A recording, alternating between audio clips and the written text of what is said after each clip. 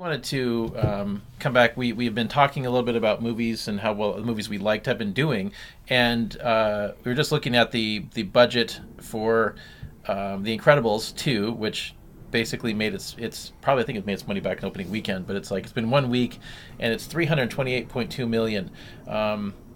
Avengers, I know I looked at Avengers earlier, and Avengers has broken 2 million, but it's staying stable around there. I think it's probably going to stay that point. You mean 2 billion? Yeah, it's just over 2 billion now, and I don't think it'll crawl much higher than that. But Solo, sadly, is they're basically, now this is the part that I'm really upset about.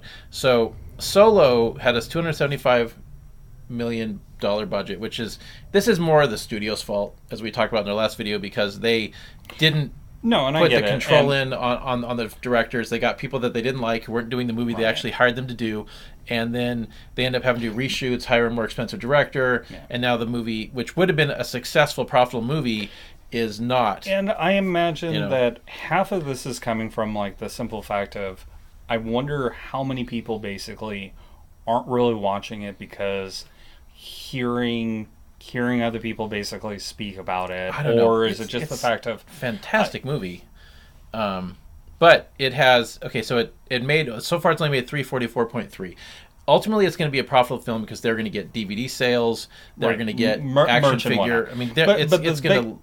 But once again, it's that same problem that comes up of the merchandise doesn't get added into that equation. Yeah, It's a simple fact it needs of, to make money at the theaters. right, And it's like a lot of these films do make their money back from T-shirts, from toys, from posters, but to every other thing that the ticket sales are not making back the marketing budget. And the part that's bugging me is I recently heard a report that Disney is not going to do it, is putting all the anthology films on hold because of this.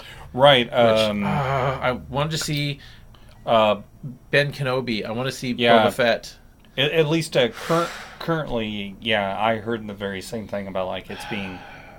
Well, to a certain regard, I'm hoping what's really happening is they've learned from this that whatever that they do, they basically they don't do reshoots. They find somebody that basically can do it right, and that they can basically have something that's solid. I can't remember who it was, but I heard that somebody at Lucasfilm was stepping down as a result of this. Like I think heads rolled at Lucasfilm because this is a Star Wars movies, but it also they tried to do two movies. The other thing is, okay, so we had two Star Wars movies in 1 year for one, and secondly, you had Avengers, which came out a week early to avoid competition with Deadpool, which was smart because Deadpool pretty much did just as well, at least on opening weekends. And then you had Deadpool, and then Solo was a week later.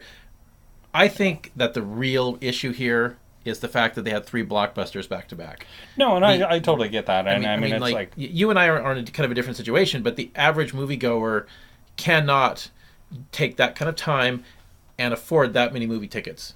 No, and I get it. I mean, it's like, if it wasn't for the fact of we're doing this, generally I'm the type of person that doesn't go see movies in theater. Yeah. And for a mix of reasons. I mean, like, for one, it's like pulling teeth getting you to look at trailers. Yeah. And, well, it's like, once again, for me, it's like my enjoyment comes into the simple fact of, like, when you see it completely fresh without any kind of, like, previous knowledge of, like, whatever's going on, there is definitely something that just makes it, like, those moments of just, wow, really going into the theater, opposed to, like, oh, cool, some of the bad trailers out there where, like, okay, here's a character, for example, that, you'll see in one scene, and during part of the movie, he or she dies, and then it's like, oh, okay, I know that this character is going to be fine, because in this scene later in a trailer, I see them doing something. Oh, and here's the thing. Rogue One, I kind of had that here. It made $1 billion. It cost similar amount of money as Solo. I actually think Solo was the better film. I actually like Solo better than Rogue One. And once again, I'll say that I liked Rogue One a little bit more. And I thought that Deadpool 2 was going to make $1 billion. Where is it now? Oh my God. It's made $691 million out of $110 million budget, and it's still in That's not theaters. bad. Well, in May 18th. maybe. No. Oh, Double check. oh, when when When it came out. when it came out, yeah. What was the release? May 10th. Oh, May 10th. Oh, in England, it's May 18th here. Oh, yeah. okay. Okay, I'm going to double check something because now something else that we had just talked about in our last video is the scuttlebutt right now is that the Disney Fox deal went through. Now that's interesting. Wait, no, Disney buys Fox. Let's double check that because see, here's the thing: is that oh yeah, okay, so they agreed to the higher offer from Disney. Share with the class. Okay, well, what was going on was, is that the Comcast was going to attempt to outbid Disney, right? And there was a merger between 20th Century Fox. No, I'm sorry. Between Warner Brothers and AT&T that was going on, right? And there was a possibility that Warner Brothers, in order to have the merger, was going to be broken up, which left the possibility that DC might have become a separate company, right? And that the merger went through, and so the Comcast was basically waiting on the results of that court case before they were going to attempt to do it to outbid Disney, because it means that they actually have a shot, right? I'm not sure of the specifics of why this was going on, but when it went through, Disney had something like a $72 million bid or something that was in stock, right? And then Comcast comes forth with a bid that was higher than the Disney bid in cash. Like, we have money. We're going to give you money, which is a better offer. But at least half the people, as they reported, half the people at Fox were totally in favor of the Disney deal. Okay. Now Disney comes back a week later with a counteroffer, which is higher than the deal from Comcast of half stock, half cash. Oh, okay. And what was going to happen was that the bid from Comcast was going to go to the shareholders, and the shareholders were going to vote on whether or not to accept it. But apparently, all the executives are totally in favor, and you could tell the executives were in favor because, like, production on everything at Fox had stopped, except for a couple things like Deadpool. Movies are being like, reshoots are going, as we talked about before. Reshoots are going off with Dark Phoenix to make sure, like, you end this because deals go through, and everything was operating as if behind the scenes everybody knew it was going through. That they already knew the regulatory commission was going to approve it. They just had to wait for the clock to tick down. Okay. And then apparently right after the offer went through, Fox just apparently was able to accept the deal. And it's a little hard to verify because you think it'll be blowing up on news sites. But it does look like Disney actually bought Fox successfully. Wow, that's definitely an interesting thing. Yeah. Of like, I definitely wonder of like how that's going to affect Fox programs and also like Fox News. Yeah.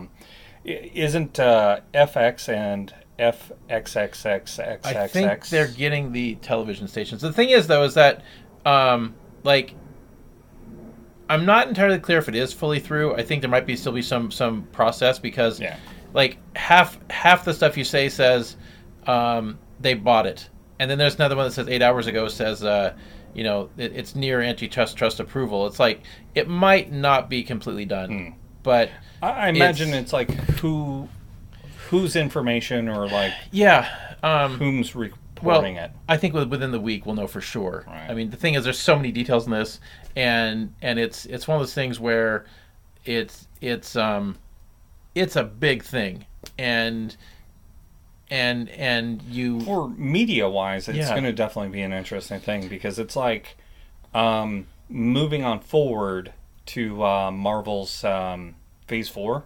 Yes, which could be the Fantastic Four logo. Right. Yeah. But that goes into like what happens. Like it's kind of like that with Spider-Man. adding him in when Sony, right? Yeah. Well, see, that's an interesting point because, like, I've heard people say that there's no way that Sony will ever get Spider-Man back at this point because once Disney's got him, the lawyers. And also the fact of like, there was a film that wasn't mediocre. Yeah, well, it was fantastic, and they basically had a deal where, like, I would almost say spectacular. Yeah, well, because what the deal was that Sony paid the money to Marvel to make the movie, so Marvel made whatever they made. Marvel owns all the merchandising, so because Sony lost the merchandising rights to Spider-Man, and so Disney will make billions off of merchandising, right? Fox gets to have the revenues from the movie. I mean, I think that arrangement's going to stay like that indefinitely. But the thing is like every movie that I keep saying Fox, the Sony made was doing worse than the one before. Right. Like Amazing Spider-Man, I hated that movie so much that I never saw the sequel. Right. That was Andrew Garfield. Andrew Garfield, right. And the Spider-Man 3 from Sam Raimi, the problem with that movie was studio interference. And that's the problem, is the studio can't stop interfering. And they don't trust their directors. And also X-Men 1 and 2 were okay, but they're not aging well. The special effects, they're not timeless. Minus like some bad like Wolverine CG claws that I like those look like. I like the Wolverine movies. I hate Deadpool, so I can't. Are you talking about on the regards of like that scene where he slices through the sink was actually good? Well, I'm not saying it's good. I'm saying that overall, the movie quality. I like the movie. I mean, like the CG was horrible. Like until Ryan Reynolds came out, there was no redeeming qualities for me for Deadpool. So it's like, what do I care? I didn't have a problem with that Deadpool, but like the thing is that Sony was damaging the brand, right, of Spider-Man, and I'm going to argue that I think Fox had damaged the X-Men brand as well. Well, Fantastic Four definitely suffered the most. I mean, well, again, that was another studio interference problem, right? But I mean, I'm actually talking about like as comic books went, because yes, well, Marvel did that strictly to spite the Fox. I can't really blame it, because it's like several levels of separation, because it's like, and what a shame for like fans. I mean, that's really like what really kind of gets at a real pisser, is that like, people that collected various comics of those characters. It's like, there was no, because I think Marvel Zombie was like one of the last. The last Fantastic Four story was Secret Wars. Secret War. Okay. But the thing is they canceled Fantastic Four specifically to spite Fox, and they had a corporate directive to destroy the X-Men. And they were attempting to replace the X-Men with the Inhumans, which that didn't work. Right. But well, I do wonder if with the Inhumans, if they did it through a different type of media, of like, instead of doing it through television and doing it as a movie instead, if it would have been like a better kind of. It was going to be. Right. But if you look at the timeline on it, yeah, the Inhumans disappeared from the schedule because they got Spider-Man. Right. And that's what I'm kind of saying. That pushed them off the schedule. But hold on, by the time it got into development, that deal between Disney and Fox would have been getting talked about. Oh. I think that there was actually a possibility this was going to happen, and that might have been why it got bumped. But then to do the TV, I don't know. I need to go back and see that TV miniseries and find out if it was as bad as people say. Was that Netflix? No, it was on ABC. Oh, ABC. I'd like to see it. I just never got around to it. I'll probably download it on iTunes. But this deal is actually really good. Well, see, I've heard comments that as far as like turning Disney into a megacorp where they own too much and they now have a monopoly, that's really bad, because Disney's already strong-arming theaters, with Star Wars. But have you heard about that? No. where you have to, if you want to have the Star Wars. So when they were doing it was The Last Jedi, right? You have to guarantee that you'll have it in your theater for at least 4 weeks, and a limited number of showings per day. Every theater had that deal, didn't matter. But the problem is, the little mom and pop theaters in the smaller areas, like in outskirts of BFE somewhere, Right. they can't, like, everybody in town is going to see that movie within the first week, and now they've got a screen running this movie for 3 more weeks, not making any money. And no, and I get it, and it's money. Like, yeah, no, and I get that, and it's like. And Disney was also demanding like at least an extra 10% of the ticket sales, and so that was really bad. I know that they really need that. I mean, like Scrooge McDuck really needs his extra 10%. But the thing is they know that they can get it because like in a deal like here, like where we live, even in Federal Way, which is just basically kind of it's not really a small town, but it is kind of a podunky kind of place, really.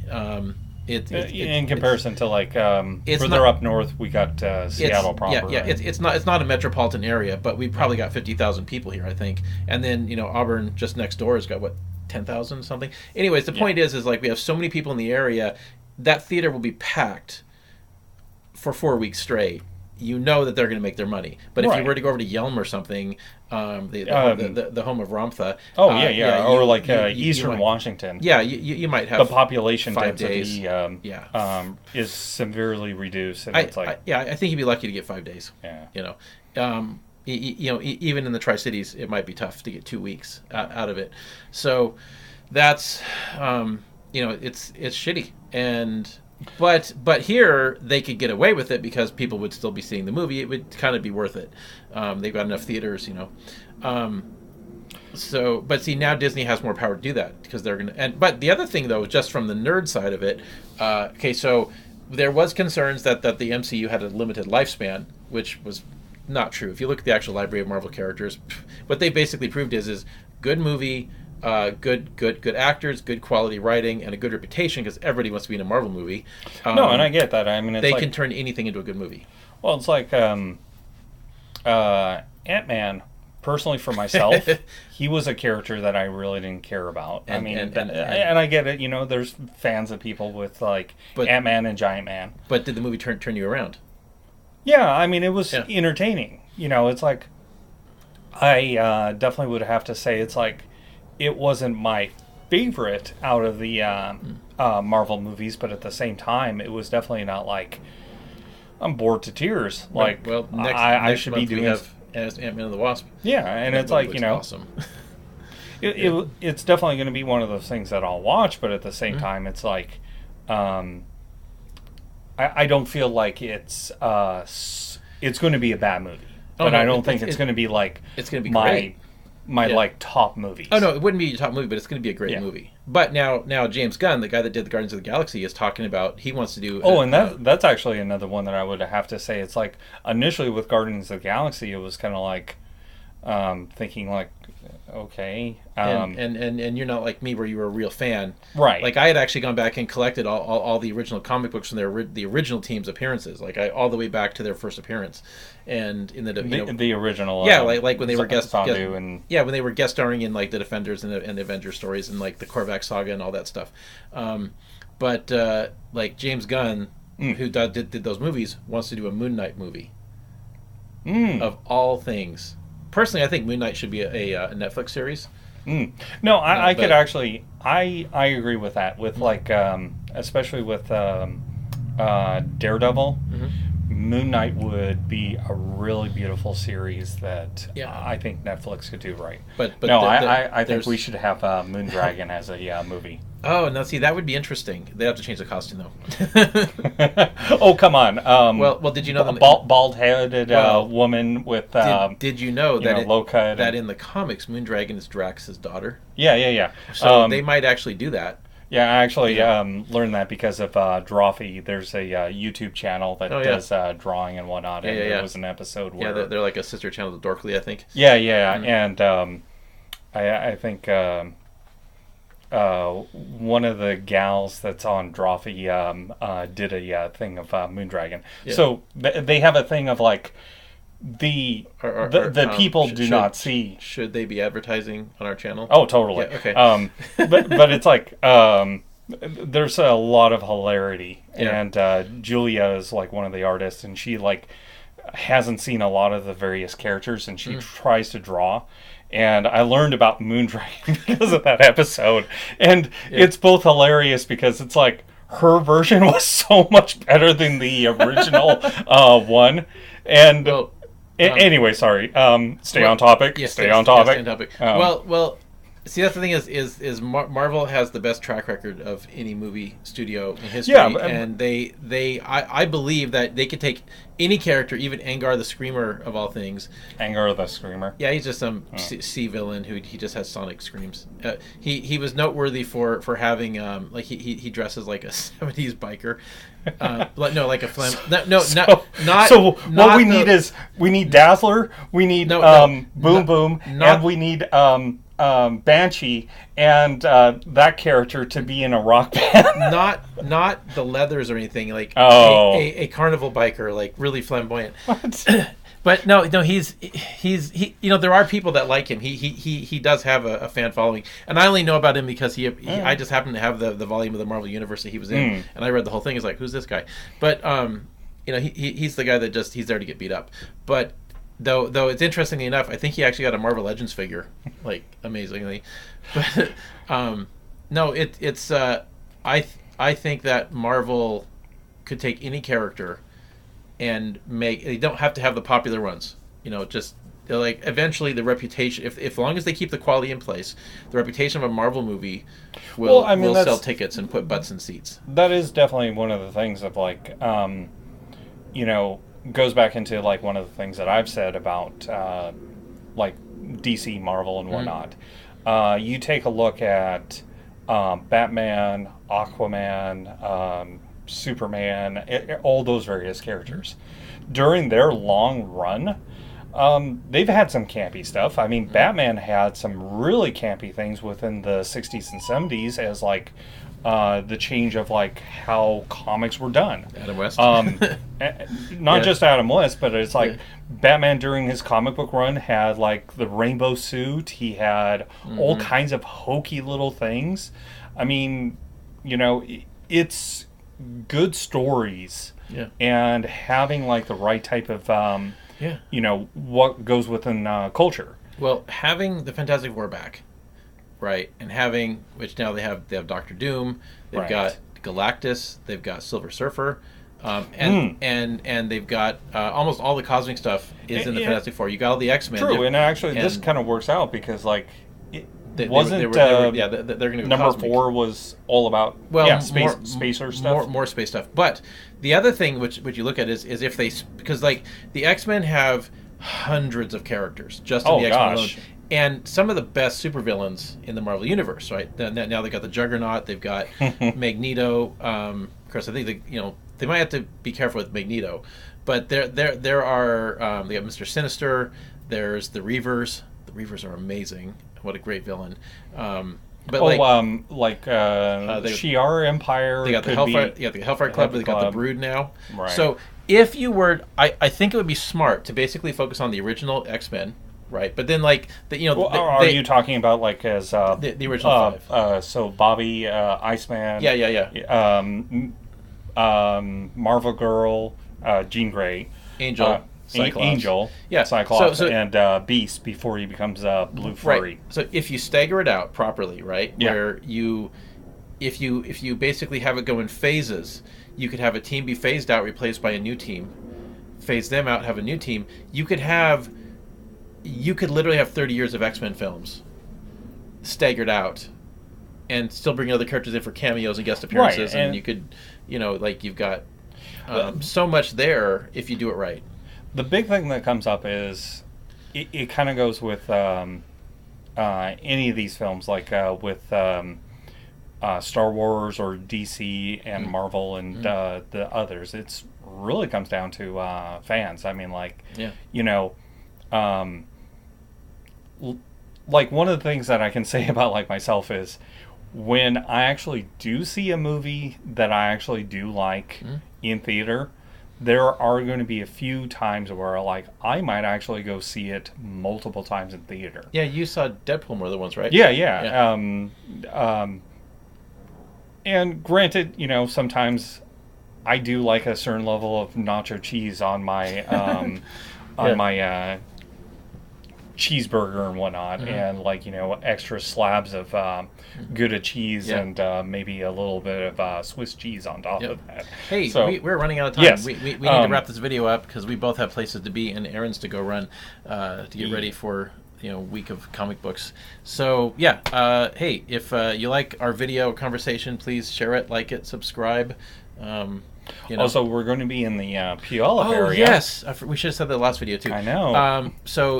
If anybody here watching our videos in the local area, in 2 weeks, the 30th of June, we'll be at the Toy and Geek Fest at the Puyallup Fairgrounds.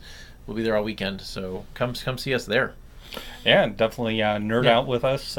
Tell us how wrong or right we are. We will actually have the first 3 issues of this book while we're there. And on top of it, of course. Well, we want. Well, I wasn't able to order copies of Thunder Frog. Yeah. But we're working on that. There we go. And if you like what we're doing here, please support us on Patreon as well. Patreon.com/Woody Makes Comics. It allows us to make more comic book content and contributes to the videos as well. So see you in the next one. Bye.